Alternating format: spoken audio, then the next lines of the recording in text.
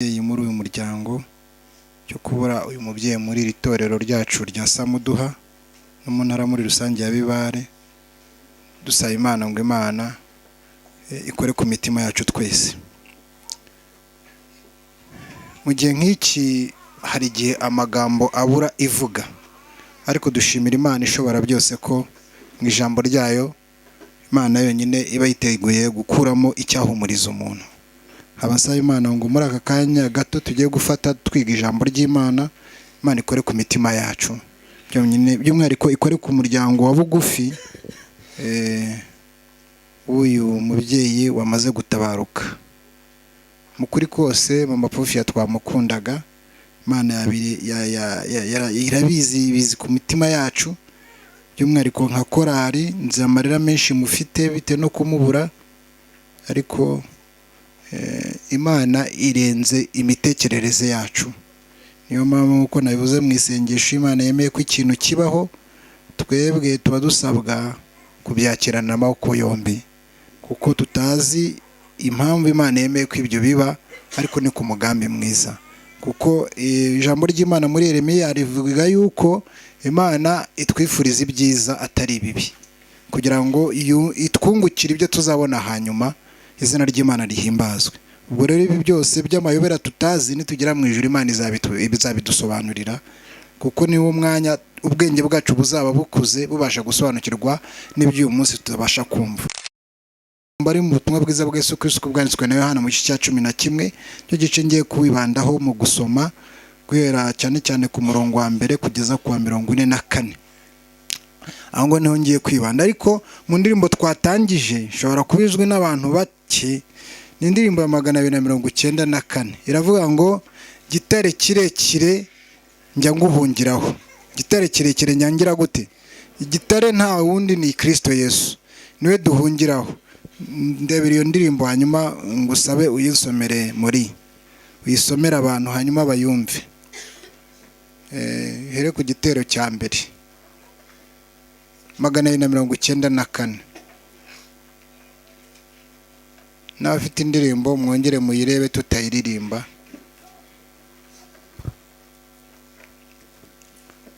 Magana 294 gitare kirekire. Gitare kirekire njya mpungiraho. Gitare kirekire njya mpungiraho. Ni wowe umutima wanjye wifuza. Ni wowe Yesu Kristo umutima wanjye wifuza. Ndi umunyantege nke nshaka kukwisunga. Urumve mi? Ndi umunyantege nke nshaka kukwisunga. Wowe gitare nk'ibi ngibi nibwo Imana ikwiye kugufasha ukisunga Imana, ukisunga igitare kirekire. Wowe gitare cyanjye nkwihishemo. Ni wowe gitare cyanjye kirekire nkwihishemo. Mu majune n'ibindi bibazo dufite, Yesu Kristo agoye kuba mu bwihisho bwe. Nkwihishemo. Wowe gitare cyanjye nkwihishemo. Wowe gitare cyanjye nkwihishemo. Ngize imibabaro ku manywa y'ihangu. Ngize imibabaro ku manywa y'ihangu.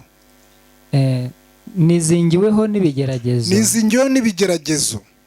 Ndengewe n'imiraba yiyungikanya. Ndengewe n'imiraba yiyungikanya. Wowe gitare cyanjye nkwihishemo. Wowe gitare cyanjye nkwihishemo. Umwanzi anyibasiye ndi ku rugamba. Mu gihe umwanzi atwibasiye turi ku rugamba, nk'uko yibasiye umubyeyi yigiye muri repetisiyo, ni wowe mpungiraho nkaruhuka. Ni wowe mpungiraho ngaruhuka. Iyo nibasiwe n'ibigeragezo. Iyo nibasiwe n'ibigeragezo, ni wowe nihishamo gitare cyanjye. Ni wowe nihishamo we gitare cyanjye. Nkwihishemo. Imana iduhe kumwihishamo.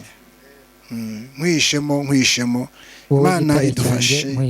Imana idufashe kugira ngo twishe muri gitare mu izina rya Yesu.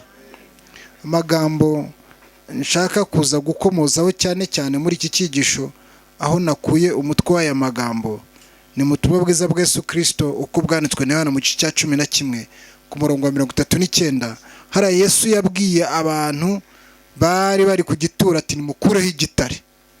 Ndifuza ko Imana idukure igitare cyo kutizera mu izina rya Yesu. Garuka birashoboka ko wanamugarura uri muri iyi si cyangwa ugakora igitangaza, ariko umuntu yakongera agapfa. Garanti duha rero n'urupfu rwa kabiri. Turabigushima izina rya rihimbazwe. Nuko ubwo tugiye kwiga amagambo y'inkomezi, abere buri wese muri twebwe ubabaye ndetse n'ufite agahinda ku mutima, by'umwihariko uyu muryango wabuze wabo, mu izina rya Yesu. Turasome, hariho umuntu wari urwaye witwaga Lazaro w'i Betaniya. cyororero cy'iwabo wa Mariya na Marita mwene se. Mariya uwo niwe wari wasize umwami Yesu amavuta ku birenge akabihanaguza umusatsi we. Musaza we ni Lazaro wa wundi wari urwaye. Nuko bashike batuma kuri Yesu bati, databuja ukunda ageze gute? Ararwaye. Umurongo wa 4, Yesu abyumvise aravuga ati, iyo ndwara si yo kumwica, ahubwo niyo guhimbarisha Imana no gutuma umwana w'Imana ahimbazwa. Ndagira mbibutse ko turi muri iyi si tutazabura uburwayi. Muri iyi si ntituzabura n'ingorane nk'izi ngizi ziza ziyungikanya ko tumaze kubirimba muri ndimba 194. Ndetse muri iyi si tuzatungurwa nk'uko kuwa gatanu twatunguwe w'isabato. Rero turashimira Imana ko iyo itureberera itubwira ngo izo accident zibaye n'ibindi bibazo duhuye nabyo ntago izo ndwara ari zo kutwica, nta nubwo n'izo accident ari zo gutuma ubugingo bwacu bujya kure y'Imana yacu. Iyo ndwara Yesu Kristo yarazikora zararwaye iramugeza ku gupfa, ariko aravuga ngo iyo ndwara nubwo ari yo si yo kumwica, ahubwo niyo guhimbarisha Imana no gutuma umwana w'Imana ahimbazwa. Umurongo wa 5, Yesu yakundaga Marita na mwene se Lazaro. Murabyumva? Yesu yakundaga Marita, agakunda Mariya, agakunda na Lazaro. Yari umuryango, mu bifuzwa byose bavuga ngo uyu muryango wari umuryango w'abana b'abakene. N'abana bavutse bisanga barabuze ababyeyi babo bombi, papa na mama. Ndetse byakururiye Mariya kuba mu buzima bubi bituma bindaya. Ndetse murabyibuka yuko bigeze kumufatana n'uwamusambanyaga, ariko muri kompro bari bakoze cyangwa mu bintu bari bagambanye kugira ngo Yesu bamutegere ku kwica umuntu noneho nabo bamurangize. Murabyibuka ko bamuzanye imbere Yesu aravuga ati, tumufashe asambana, none mwami uyu mugore tumugire duti? Bashaka kumutega umutego ngo ashyireho itangazo rivuga ko bagomba kwica, akaba avuguruje itegeko ry'Abaroma. Ko Abaroma bavuga ko umuntu wese wakoze icyaha cyo kwiyandagaza, cyaba cyo kwiba, cyaba cyo gusambana, ni Pilato nk'umutegeka wategekeraga pansiyo Pilato agomba gutanga iryo tangazo ko agomba gupfa. Ntabwo Yesu yagombaga kuritanga kuko atari n'umutambyi. Ariko rero bamuteze umutego wo kuvuga ngo namwica turamurega kuki? Ku Baroma. Kandi naramuka ashyigikiye icyaha cy'ubusambanyi turamugaragariza ko atari umuhanuzi w'Imana, araba umunyabyaha. Yesu rero muzi ukuntu yavuye muri uwo mutego. Yesu rero yari yarababariye Mariya, izina ry'Imana rihimbazwe. Yesu yakundaga Lazaro cyane, yari umuntu akunda cyane, ndetse yakundaga na Marita. Ngo wari umuryango w'abakene, w'abana b'abakene bibeshejeho. Ndashimira Imana ko Imana itubeshaho. Niyo mpamvu biri bivuga ngo siga imfubyi nzagira gute? Nzazi. Muri Yeremiya 49 umurongo wa 11, siga imfubyi nzazirera n'abapfakazi banyizere. Imana yiteguye kurera mu izina rya Yesu. Ibyo Apofia yakoraga Imana yiteguye kubikora kenshi cyane, kuko Imana yacu ni Imana itabeshya. Nuko murongo wa 5, Yesu yakundaga rero Marita na mwene se Lazaro. Nuko yumvise ko arwaye asibira kabiri aho yarari. Maze iyo minsi ishize abwira abigishwa bati, dusubire i Yudaya. Aho i Yudaya Yesu yari yarahuriye n'ibibazo. Hari igihe kimwe bashatse kumutembagaza mu manga ngo apfe, ariko ngo bacamo kuko igihe cye cyari kitaragera aragenda. Nuko umurongo wa 8 bavuga ngo abigishwa baramubaza ati, mwigisha, amambere y'Abayuda bashatse kuguha guterera amabuye, none usubiyeyo? Yesu arabasubiza ati, mbega umunsi ntugira amasaha 12? Ugenda ku manywa ntasitara kuko haba habona, ariko ugenda ninjoro arasitara kuko hatabona. Iyi ni inshoberamahanga cyane. Yesu yavugaga yuko akwiye kujyayo kugira ngo ajye gukiza abantu. Ajye gukiza abantu igihe kikigira gute? Kigihari. Kubera azi ko asigaje igihe gito nawe akagira gute? Agapfa. Kandi n'abajya apfiriye ku musaraba, ubutumwa bwe buzaba busa nkaho bugize gute? Burangiye bw'ibyo yagombaga kubabwira. Niyo mpamvu yavuze rero ati, ugenda ku manywa agenda hagize gute? Ariko ugenda ninjoro, nko kugaragaza ko napfa nyine bizaba birangiye. Ubwo ngo nyine azasitara. Umurongo ukurikira bavuga ngo 12, abigishwa baramubwira ati, databuja, niba sinzira azagira gute? Nanibeshye. Umurongo wa 11 avuze atyo, ahera ko arabwira ati, inshuti yacu irasinzira, ariko ngiye kumukangura. Muri Bibiliya aravuga ngo urupfu rw'abakunzi b'Imana ngo niki? N'urw'agaciro mu maso yayo. Yesu Kristo azi neza ko umuntu yapfuye abasinziriye. Ambibutse ko Lazaro yari yamaze gupfa, yari amaze iminsi 2 yarapfuye, ariko Yesu nakoresha ijambo gupfa, ahubwo akoresha ijambo kugira gute? Gusinzira. Ngiye kugenda mukangure. Izina ry'Imana rihimbazwe. Ngo ku munsi w'imperuka tuzatungurwa cyane n'ibituro by'abera. igihe bazaba bakangutse, ndetse ngo n'abazaba bakangutse ngo bazabibwira ko ngo bari basinzire mu kanya gato nk'ako guhumbya.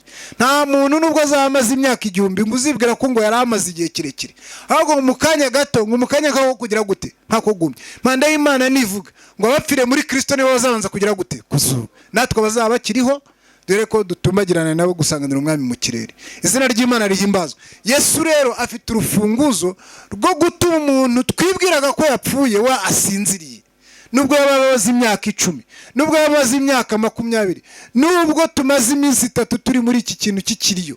Yesu mu mbaraga ze azi ko umukobwa wasinziriye. Izina ry'Imana rihimbazwa. Murongo ukurikira uravuga ngo abigishwa baramubwira ati databuja rero niba asinzira azagira gute, azakira. Ariko mu bibanga rya Yesu, nyamara Yesu yavugaga iby'urupfu rwa Lazaro, ariko batekerezaga ko avuga gusinzira kw'ibitotsi. Niyo mpamvu ibya Bibiliya ari ibanga rikomeye cyane, kandi ibanga ryahishuriwe abana b'Imana. Kare twigaga ubuhanuzi tubona yuko inyenyeri yo mu ruturuturu w'Ikrifu, tubona ko abagorozi babayeho mu bihe bitandukanye, by'umwihariko ba Oridense badoye gusoma ijambo ry'Imana tukaba turyumva. Izina ry'Imana rihimbazwa. Twizera tudashidikanya ko bacu bapfuye basinziriye. Twizera ko kandi ari iby'agaciro gupfira mu Mana yacu. Bavandimwe, hahirwa bapfa bapfira he? Mu Mwami, ngo baruhuke imiriho n'imihati. Imana yari izi neza ko wenda mu miriho n'imihati iyo muri ubu buzima uyu mukobwa wagomba gusinzira. Reka mbabwire amagambo nasomye mu gitabo cy'intambara ikomeye kuri chapitre 42, ngo tuzajya dutungurwa cyane. Nkanjye nusa nitangaho urugero rwo kujya kubona nagera mu rugo ngasanga umwana wanjye arasinziriye kandi nari musize ari iki, nkarira cyane, nkarira nkababara cyane, umugore wanjye agapfa cyane nanjye ngapfa. Ariko ngo Imana ibifite ibintu ireba imbere byashoboraga kuzansinda bihere kuri ibyo bigeragezo. Urugero, mugenzi abandi mu karengane nirukanka mu mashyamba, uriya mwana akagenda arira akantanga bakanyica. Birashoboka? Uriya mwana akandushya akangamburuza. Imana ngo izahitamo ko abantu dukunda n'ibyacu dukunda tubibura kugira ngo tuzabure ubugingo buhoraho. Ntibigutangaze ko kugenda kwa Pofia gushobora gutera imbaraga Emira agakomera mu izina rya Yesu. Imana igukomeze. Rero ahangaha hari ijambo ritubwira ngo Yesu yavugaga iby'urupfu rwa Lazaro, ariko bagatekereza ko avuze gusinzira kw'iki, kw'ibitotsi. 14 Yesu niko kuberura ati Lazaro yagize gute, yarapfuye, yaramaze iminsi 2. Nanjye rero nezere ku bwanyu kuko ntari mpari, kugira ngo noneho mwizere ko kugira ngo noneho mwizere nimuze tujya ahari.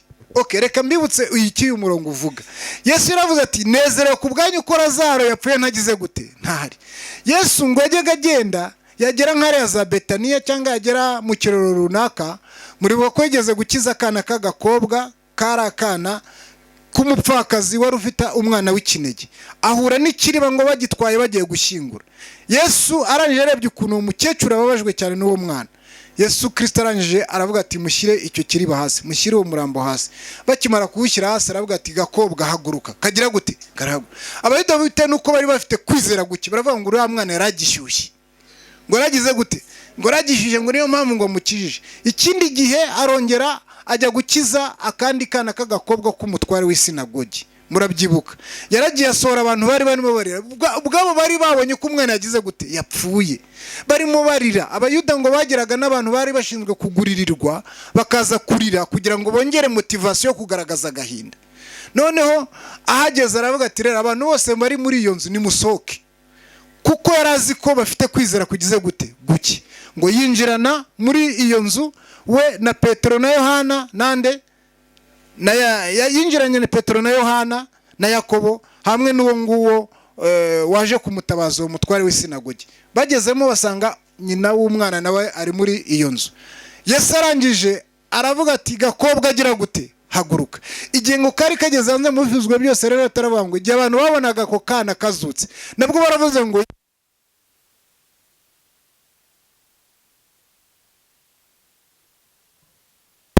yaretse akamara iminsi 4 kugira ngo ajye kuzura Lazaro. Yagaragazaga ko noneho abashe no kuzura n'uwabaye inyo, ngo abantu bizere ko mu Mana Yesu atazura umaze amasaha make gusa apfuye, ashobora no kuzura n'umuntu wamaze kugira gute, kugwinyo. niyo mpamvu Yesu yavuze kuri uno murongo ngo nezerewe ku bwanyu, kugira ngo noneho bya bindi bajyaga bambeshyera nanjye mbibeshyurize mu izina rya Yesu. Ibi bitwereka iki? Bitwereka ko nubwo wamara imyaka 1000 Yesu azakuza. Uretse cyatubwira yuko amagufwa aziterana, ngo n'abariwe n'inyamaswa n'ibintara yarakuriye igatwara umutwe ikawujyana i Rubavu Simbizi, ikawujyana muri Kenya. Gihe kimwe Imana izateranya amagufwa y'abana babo, kuko niyo ifite ubugingo kandi ishobora kongera kubutanga. Turabishimira Imana ko mu nsinzi Yesu yatanze yavuze ko tuzatsindira urupfu. Murabyumva, urupfu dupfa, urupfu mushiki wacu yapfuye, ahubwo Yesu yasezeranye ko azadukiza urupfu rwa kabiri, ari rwo gupfa by'iteka ryose. Niyo mpamvu mu byinshi bavuga ngo hahirwa abakiteka ryo kuzakirwa ko iteka n'urupfu rwa kabiri, abo barahirwa. Nongera mbibutse itangazo rikomeye cyane, abantu Yesu yazuye bose barapfuye. Murabyemera? Guhera no kuri Lazaro tuvuga, mu gihe gito abayuda barongera baramugambanya bagira gute, baramwica. Ariko nubwo yapfuye azongera agira gute, azuke, kuko azaba akiza iteka ry'urupfu rwa kabiri. Uyu rero Pofia Imana imukunda kuturusha, kuba yemeye yuko anapfira muri izi circumstances zo kujya mu murimo w'Imana. Njye mbibonamo ikintu cyiza cyane. Ntabwo yishwe agiye muri forode, ntabwo agiye muri forode ngo abagiye kuzana urumogi, abagiye kuzana ibiyobyabwenge, abagiye mu bindi bintu bidafite gahunda, ahubwo icyerekezo cye kwari kujya muri repetition, kandi yashaka kujyayo atagize gute, adakererewe. Hano hari mushiki wacu bagombaga kuba barajyanye bakajyana n'amaguru, kuki yateze moto Imana niyo ibizi, ariko intention ye kwari kugira ngo atagira gute, adakererewe. Abo twabanye nawe mwivuna turamuzi, tuzi umworo imihati yagiraga mu murimo w'Imana. Ntimubizi mwese, twera no muri Ravuna twakoreye mu Bugesera, tuzi ko ari umukobwa w'Imana. Imana niyo izi umutima we. Murabyumva rero? Yesu ati nezerewe ku bwanjye, kuko Lazaro amaze iminsi 2, kandi urugendo tugiye gukora tujya aho hantu turakoresha n'ubundi iminsi 2, ariko ndamuzura kugira ngo mwizere ko mbasha no kuzura abagize gute, abaguye. Murongo ukurikira uravuga ngo iki? Murongo ukurikira uravuga ngo 16, Toma witwa Didumo abwira abigishwa bagenzi bati rero natwe tugende dupfane nawe. Bumvaga ko Yesu Kristo ubwo agiye hariya i Buyuda, hariya Yudaya bashatse kuba mutera amabuye, nibagera n'ubundi abayuda baramugwa he, baramugwana. Kambabwiza ukuri, kuri Yesu Kristo gupfa k'umuntu ntabwo kumutunga. Niyo mpamvu Yesu Kristo yarazi ko nubwo agiye no kuzura Lazaro ntacyo abayuda bari bugire gute, bari bumutware, kuko igihe cye kitaragira gute, kitaragera. Yesu ntacyo yagombaga kuba. Murongo wa 17, Yesu ageze rero asanga Lazaro amaze iminsi 4 hehe, mu gituro. Betaniya hari bugufi bw'i Yerusalemu nka stade 15, ngo hari nk'ibirometero 2 nk'uko wavanga ugisa muto. Nuko abayuda benshi bari baje kwa Marita na Mariya kubahumuriza, kuko musaza we yapfuye. 20, Marita yumvise ko yasaje ajya kumusanganira, ariko Mariya asigara yicaye mu nzu. Marita abwira Yesu amagambo nshaka kumva afite imbaraga: databuja iyubaha musaza wanjye ntabagize gute. Reka mbabwize ukuri, Yesu ahari nta rupfu, kuko urupfu ruramutima. Marita yarazibanga ko Yesu ahari nta rupfu rwagira gute. Niyo mpamvu bamwingingiraga ati ngwino banguka, ngwino ukunda ararwaye. Bifuzaga ko ahagarika urupfu, ariko Yesu nawe yarazi ko mu mbabazi z'Imana n'ubushobozi bwe abasha no kuzura n'umaze iminsi ngahe inapfuye. Reka ahangaha tubakura isomo rikomeye cyane, kuki Imana itabuje relax yizi mpamvu, ariko yiteguye kugira gute, kuzura umwana wayo nyuma y'iminsi 4. Ibasha kumuzura nyuma y'imyaka 10, nyuma y'imyaka 20. Ntituzi igihe Yesu azagarukira, ariko ibimenyetso biratwereka ko agiye kugira gute, agiye kugaruka. Dore no kuri sida zirimo zigenda ziba, dore no ku byago n'amakuba bigenda bigera ku bakiranutsi, ariko birambwira ngo ibyago n'amakuba ku bakiranutsi ni byinshi, bari kuiteka bakize muri byose. Izina ry'Imana rihimbazwe. Murongo ukurikira avuga ngo Marita abwira Yesu databuja 21, yori hano umusaza wanjye ntaba yapfuye, kandi n'ubu nzi yuko ibyo usabye Imana byose Imana igira gute, izabiguha. We yumvaga arimo avuga ibintu bizaba, ariko Yesu akamwereka ko ibyo asaba Imana ibasha kubimuha mu nzagihe, ariko ibasha no kubimuha muri ako kanya. Birashoboka cyane, ibishoboka. Dushobora gusenga mu izina rya Yesu, imana ishaka ko uyu mubyeyi yazuka mu izina rya Yesu. Nibyo ariko yakongera agapfa. Icy'ingenzi rero ku Mana ni uko izamuha ubugingo buhoraho. Murongo ukurikira bavuga ngo Yesu aramubwira ati musaza wawe azazuka. Kuki Yesu yakoresheje imitagihe cyangwa ibintu bizaba kandi yarazi ikigiye gukorwa? Nuko Yesu Kristo afite garanti y'urupfu rwa kabiri. Nuko murabyumva? Hano iri somo riratwereka ko Yesu yamubwiraga ko nubwo agiye kuzuka, icyo amwijeje ni uko umusaza we azazuka mu gihe runaka, akaba azukiye ubugingo bugize gute. Niyo rero twasenga umuntu akazuka, azongera agire gute, azongera apfe. Mbibutse iki? Abantu batazapfa ni ba bantu igihe ikimenyetso cy'inyamaswa kizaba kimaze gushyirwa ku itangazo. Yabaza batangaje ngo umunsi wa dimanche niwo ugomba kuruhuka, uzaba ari maso niwe uzaba ukiza iteka ry'urupfu rwa kabiri, kandi utazapfa by'iteka ryose. Ko birirambwira ngo niwe uzasanga n'umwana w'intama atagize gute, adapfuye. Rero tukiri muri ubu buzima gupfa bigize gute, birashoboka. Ariko Yesu aravuga ngo musaza wazagira gute, azazuka. Nko kugaragaza ko nubwo agiye kumusura mu minota mikeya azongera akagira gute, agapfa. Garanti rero dufite ni urupfu rwa kabiri, si urupfu rwa mbere. Urabyumva? Hanga dukomeze mwumve. Yesu aramubwira ati musaza wazazuka. Marita aramubwira ati nzi yuko azazuka ku munsi azazuka mu muzuko wo ku munsi w'imperuka. Yesu aramubwira ati rero ninjye kuzuka n'iki, n'ubugingo. Somo umukecuru adusomye. Yesu aravuze ngo ninjye kuzuka n'iki, n'ubugingo. Unyizera naho yaba yarapfuye azabaho. Turabyizeye mu izina rya Yesu. Twizeye ko abacu twabuze bazazuka. Emi azazuka mu izina rya Yesu. Abacu twabuze bazazuka, kuko Yesu aravuga ngo kandi umuntu wese ukiri unyizera ntazapfa iteka ryose, ahubwo akatubaza ngo mbese mwizeye ibyo? Imitima yanyu ko kurumvira itayari kwizera ibi ngibi bikava mu mpapuro bikajya mu mitima yacu.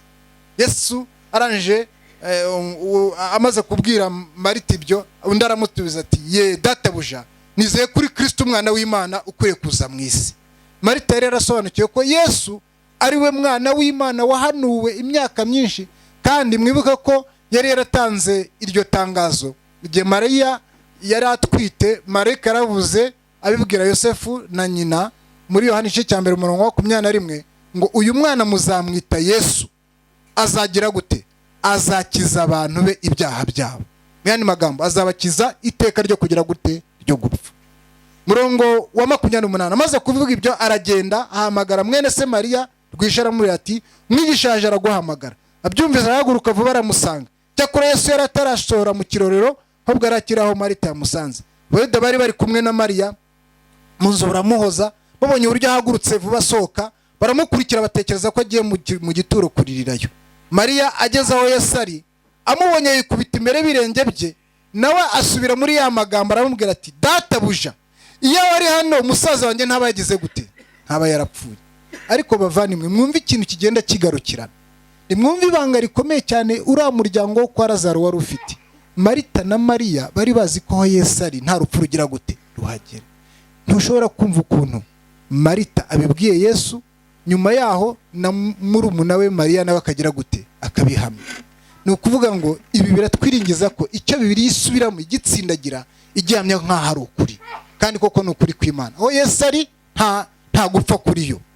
Niyo mpamvu mu ijuru tuzishimira kubana nayo nawe, kuko urupfu ruzaba rwagize gute, rwapfuye. Urupfu nubwo muzi ko rudutera ubwoba, hari isezerano Imana iduha. Reka ndibahe murebe muri Yesaya 25 musome umurongo wa 8. Yesaya 25 umurongo wa 8. Minyo harebe vuba uze muhumve. Isomo riranshimisha cyane. Akira mikoro. Yesaya 25 umurongo wa 8. Ego. Kandi urupfu azarumira bunguri. Haleluya. Kandi urupfu azagira gute.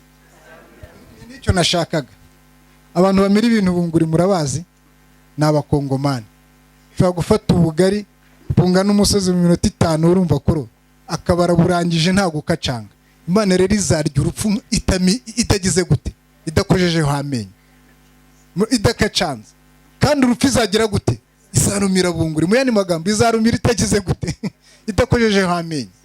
Turashimira Imana ko Imana yamize urupfu. Yesu niwe kuzuka n'ubugingo. Umwizera ntazagira gute? Ntazapfa by'iteka ryose. Twihute.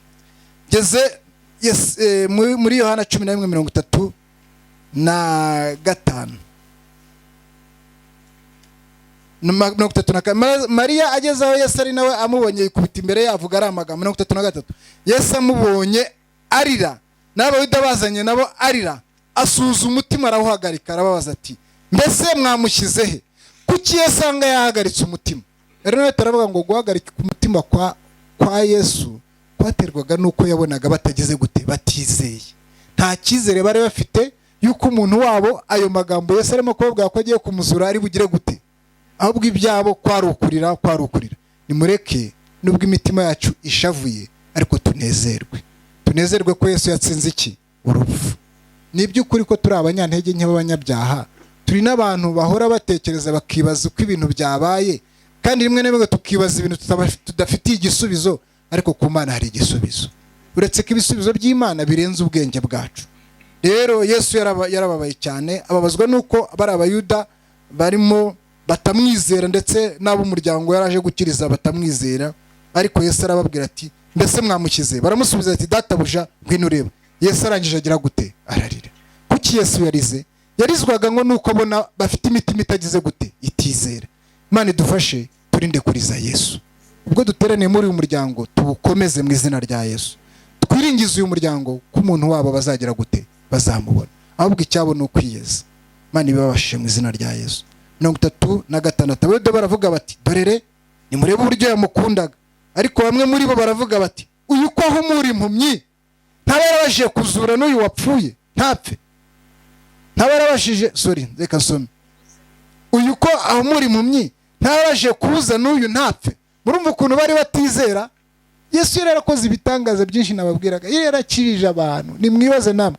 Abantu bakabateraniye ku musozi babwiriza ijambo ry'Imana, bakajya kubona bakabona 5,000 agize gute? Arabihagije. 12,000 barariye birahaze. Ejo bakamukurikira badashaka kumva ijambo ry'Imana, ahubwo bashaka imitsima. Ejo bakamukurikira bishakira izindi ndamu. Bari barananiwe kumwizera. Yesu rero nicyo cyamubabazaga cyane. Nuko umurongo ukurikira uratubwira ngo Yesu yongera gusuhuza umutima, agera ku gituro. Cyari isenga ishyizweho igitare ku munwa. Yesu arababwira ati nimukureho iki? Igitare. Angaha niho mu magambo nshaka gutindaho cyane. Yesu ashaka ko dukura ibitare ku mitima yacu. Ibitare birimo gushidikanya, ibitare bidasobanukirwa n'icyatumye bibaho. Imana ibiturinde mu izina rya Yesu. Kuko umugambi w'Imana ku mwana wayo uraturenze. Ntituzi Imana umugambi ifitiye umwana wayo, uyu mukobwa wayo yemeye ko agenda. Birenze ubwenge bwacu. Gusa nishimira ko mu ijuru Yesu azadusobanurira. Kuko ngo iby'ubwenge bwacu butabasha gutekereza, cyo gihe buzaba bufite gutekereza. Mwibuke ko birivuga ngo tuba dufite gutekereza ku Imana. Burya nibwo Imana izaduha impamvu yemeye ko Prof yagenda iki gihe. Imana izatubwira impamvu z'ibitubaho byose, kuko uyu munsi ntago tubasha gutekereza. Imana idufashe de gukuraho ibitare. Mwibuke iki? Kugira ngo Yesu akora igitangaza, suko yarananiwe kuba yakuraho igitare, ariko arategeka ngo nibagikureho. Nukuvuga ngo Yesu ntashobora kugukuraho igitare ku mutima wawe, ariko wowe bishatse wagira gute? Wagikuraho mu izina rya Yesu. Afite ubushobozi bwo kuzura abantu, agiye no kuzura Lazaro, ariko kuki atavuga ngo wagitare wevaho? Arategeka abantu ngo nibagire gute? Nibagikureho ubwabo. Imana idufashe de gukuraho ibitare mu izina rya Yesu. Imana igukureho igitare, ikwereka ko vuba bidatinze Yesu agiye kugaruka akaguha uwawe wabuze. Yesu abikubashe mu izina rya Yesu. Nuko bamaze gukuraho igitare byagenze biti? Yesu bamaze gukuraho igitare, Marita mushiki wapfuye aramuga ati databuja none aranuka kuko amaze iminsi 4. Nimwibaze namwe, kugeza uyu munota Marita ntarumva yuko Yesu afite imbaraga zo gutuma umuntu wari wanutse, wari waguye inyo, yongera akaba umuntu muzima. Imana iduhe uko kwizera. Imana ifite ububasha bwo gufata imibiri yacu yaguye inyo ikongera ikaba mizima. Inyo mu by'umwuka bisobanura iki? Inyo mu by'umwuka bisobanura kutiringira Imana, bisobanura kutizera Imana. bisobanura kutagendera mu bushake bw'Imana. Marita acyarimo gushidikanya Imana. Noneho ku murongo ukurikira 40 Yesu aramubwira ati sinakubwiye nti niwizera ubibona ubwiza bw'Imana. Haleluya. Iyo twizeye tubona ubwiza bw'iki? Bw'Imana. Nuko bakura igitare, abagikuyeho n'abantu, ntago ari Yesu. Mwabibonye igihe cyose dukuyeho ibitare by'imitima itizera Imana iba igiye gukora igitangaza. Nuko bamaze gukura igitare, Yesu arararama aravuga ati Data ndagushimiye kuko unyumvise. Iri somo rirembitse cyane bavandimwe. Imana izi bitubabaza n'aka kanya irabizi, ariko iyo dukuyemo ibitare iba yamaze kudusengera mbere. Kuko anga muri risengesho ntago Imana ivuga ngo Data ndagushimira ko unyumvise, ahubwo ivuze nk'ibyagize gute, nk'ibyabaye mbere. Yesu mukuza yarazi igitangaza kigiye kuba, yari yasenze Imana kandi Imana yari yamushubije. Niyo mpamvu hano ku gituro Yesu avuga ibintu byabaye mbere yuko ibiba. Imana idufashe iduhe kuyizera. Nubira dusengera, nubira tubwira ngo nituyizere, nubirimo kutubwira ngo humura mwana wanjye ntacyo uzaba, kandi n'amagufwa yacu Imana igeze gute, irayazi. Data ngushimiye kunyumvise, ubwanjye narinzi kunyumva iteka, ariko muvugiye ku bw'abantu bangose ngo bizeye ko ari wowe wantumye. Maze kuvuga ibyo arangurura aravuga ati Lazaro sohoka. Hano baravuga ngo iyo Yesu avuga ngo ba Lazaro mwese bari Buyuda no ku isi yose musohoke, bagombaga gusohoka. Ariko Yesu ngo yapresheje uwashakaga, uwo nguwo wari uhagaze ku gituro ahagaze imbere yacyo. Ati Lazaro gira gute, sohoka. Imana ibasha kujya muri morgue kukakira ikavuga ngo mwana wanjye Pofi yasohoka, ariko Imana ifite gahunda yayo. Ibishatse ariko yagira gute, yabikora. Ariko turizera ko no ku gitoro tuzamushyingura hari Rusororo ku wa 2 w'isabato. Twizera tudashidikanya ko marayika ngo wamurindaga kuva mu bwana azahasigara. Ndasomye amagambo mu butumwa bwatonanije umuzingo wa 2 kuri page ya 98 ngo igihe twese tuba tuvuye ku gituro tugiye, marayika wabanaga n'uriya mukobwa w'Imana ngo azasigara ku gituro ategereze mu gitondo cy'umuzuko. Igihe Yesu Kristo azaba agarutse, ngo marayika wamurindaga azavuga ngo mushiki wanjye kanguka, sora gushaka, araguhamagaye, azukira utazongera kugira gute, gupfa iteka ryose. Izina ry'Imana rihimbazwe. Ngurwo urupfu Yesu azamukijije rwa kabiri, nguko kubona umwana w'Imana azaba agize amahirwe yo kubona utazongera gupfa. Nuko Yesu arangije kuvuga ati bwanjye narinzi ko unyumva iteka, ariko mbivugiye ku bw'abantu bangose ngo bizere ko ari wowe wantumye. Arangurira ijwi renga ati Lazaro sohoka. Warupfu yarasohoka azingazingiye mu myenda, amaguru n'amaboko n'igitambaro gipfutse mu maso ye. Yesu arabwira ati muhambure mureka agire gute, agende. Yani magambo umukure ibintu byose by'ibihindizo byo kutizera kwanyu kugira ngo yongere agende ari muzima. Imana idufashe diye kwizerera abacu, kandi twebwe twumva aya makuru tukiri bazima tuzirikana iherezo ryacu. Niki nakuye muri urupfu rw'uyu mushiki wacu, rw'uyu mukobwa wa Yesu? Nabonye ko hari amasomo abiri ngiye kuba. Rimwe ribonera Zaburi ya 90 ku murongo wa 12 avuga ngo utwigishe kubara iki, iminsi yacu. Bavandimwe, urupfu tugendana narwo. Nakanya gato ushobora kugenda ariko ntugire gute, ntugaruke. Ndasaba Imana ngo Imana idufashe, naho wasitara usinziriye uzakangukira ubugingo buhoraho. Imana itwigishe kubara iminsi yacu, ariko by'umwihariko iduhe kwiyeza. Irindi somo riboneka mu gutegeka kwa 2 32 mu 29. Muyandike ntago ndi buyasome.